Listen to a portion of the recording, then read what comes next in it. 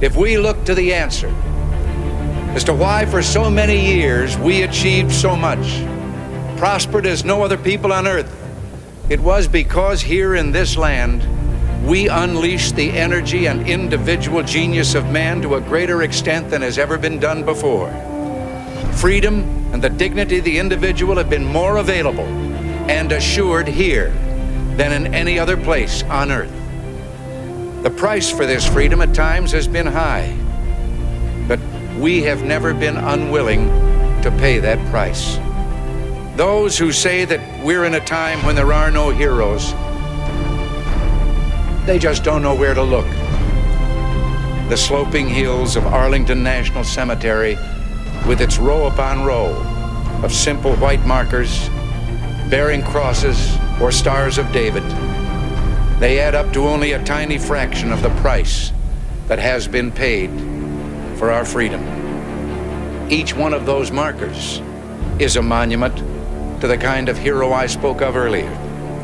Their lives ended in places called Belleau Wood, the Argonne, Omaha Beach, Salerno, and halfway around the world on Guadalcanal, Tarawa, Pork Chop Hill, the Chosin Reservoir, and in 100 rice paddies and jungles of a place called Vietnam.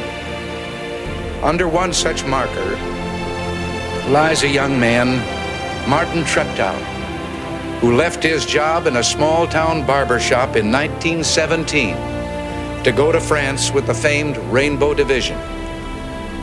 There on the Western Front, he was killed trying to carry a message between battalions under heavy artillery fire.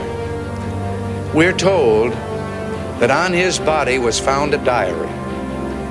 On the flyleaf, under the heading, "My Pledge," he had written these words: "America must win this war. Therefore I will work, I will save, I will sacrifice, I will endure. I will fight cheerfully and do my utmost as if the issue of the whole struggle depended on me alone." We must realize that no arsenal or no weapon in the arsenals of the world is so formidable as the will and moral courage of free men and women. It is a weapon our adversaries in today's world do not have. It is a weapon that we as Americans do have. Let that be understood by those who practice terrorism and prey upon their neighbors.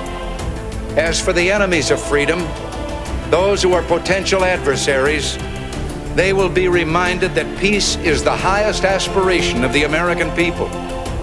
We will negotiate for it, sacrifice for it. We will not surrender for it now or ever.